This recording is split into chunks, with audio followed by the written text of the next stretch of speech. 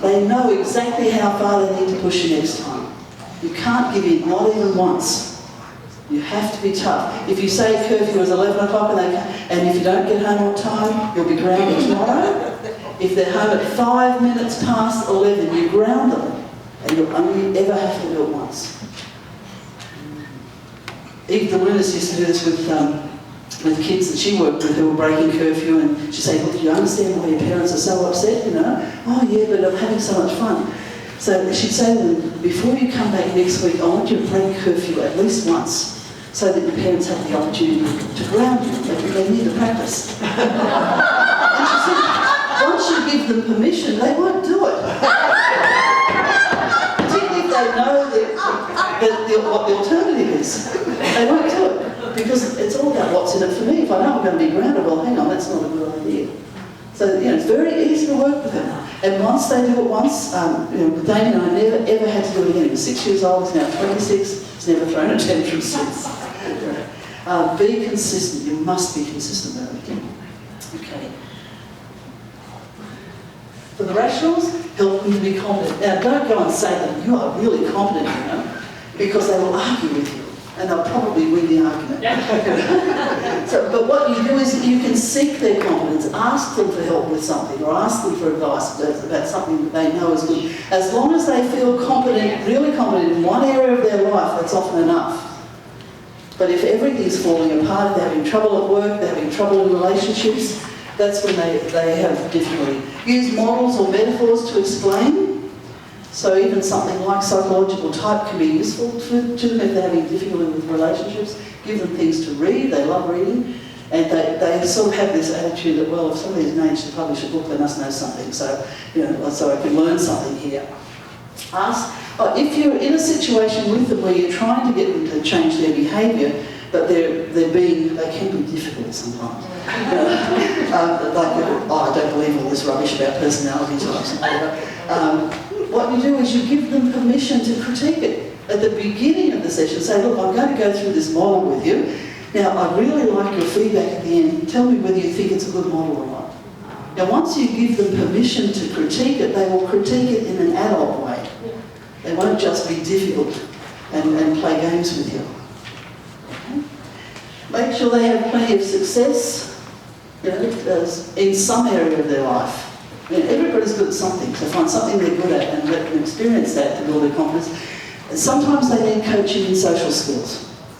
Some NTs, it doesn't come natural to them. Small talk, they don't know what to do with it. They don't know what it is or how to do it. So you might have to actually give them the words. You know, these are the sorts of things you can talk about. I remember a friend years ago, he had an ENTJ daughter and she was 17 years old and she was a little bit upset because her 15-year-old sister had a boyfriend and she'd never had a boyfriend. And how come? But she was quite a demanding girl and quite, you know, powerful. Very clever girl, actually. And she, by the way, at the age of 17, had planned out her life in 5-year segments, what she was going to achieve in every 5 years. But anyway, she went to her father and she said, "Oh, Dad, you know, when I'm at parties and that, I get on okay with people, but sometimes I just don't know what to talk about." And the father said, "Well, why didn't you ask them something about themselves?" She said, "Oh, that's a good idea." It never occurred to her to do that.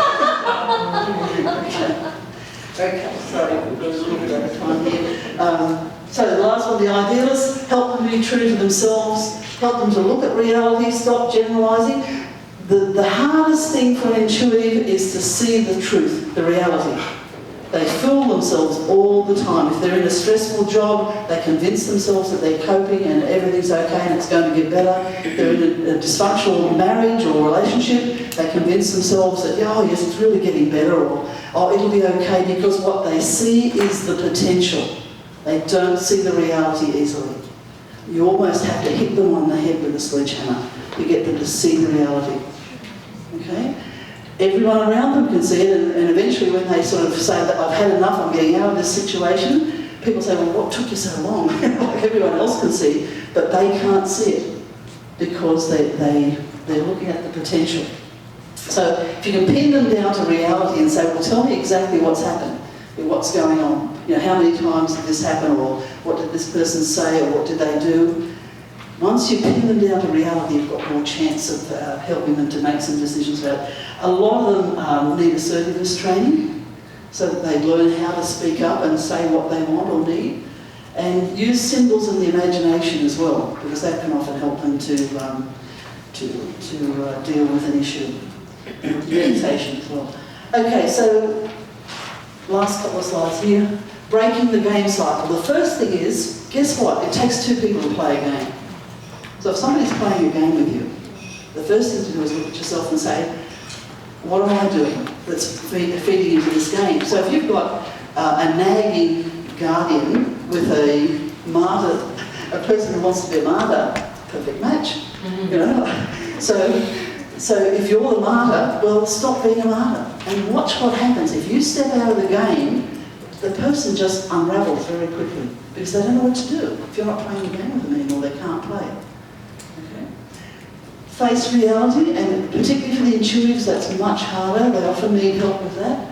Identify feelings, but a simple technique with people who don't identify feelings easily, and I'll put the NTs as a group, that would often be a common thing. Give them a list of feelings and say, just circle the ones you've felt in the last 2 weeks. It's a really simple technique, but it works. Stop the denial and admit the fear. All of these games are based around fear. It's either fear of loss of a relationship, loss of reputation,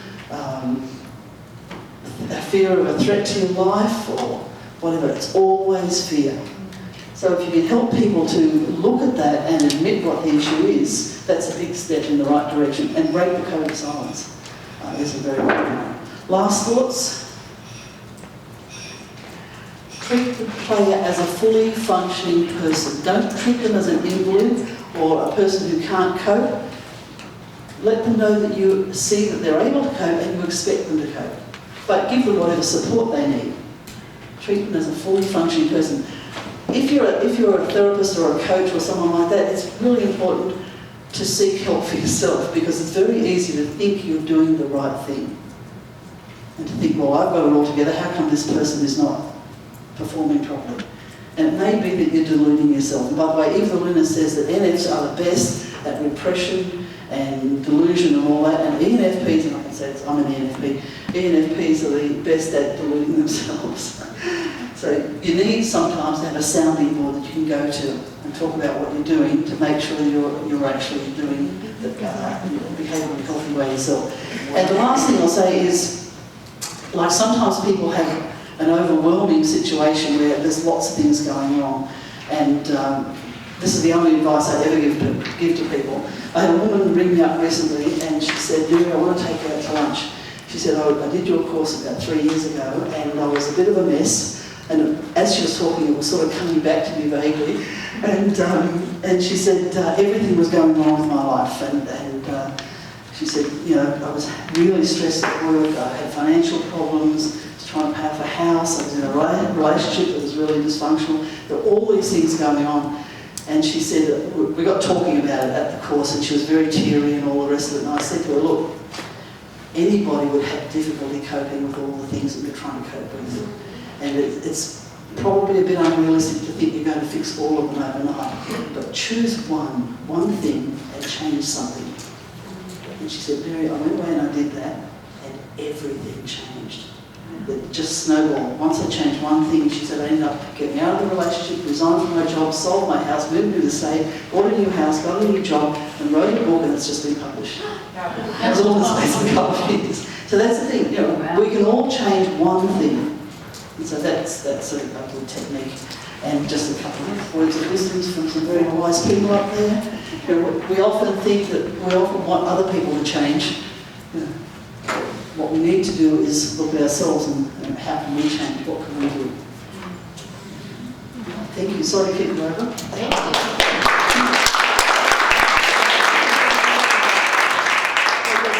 If anyone wants credit points and you haven't filled in the form, please do that now.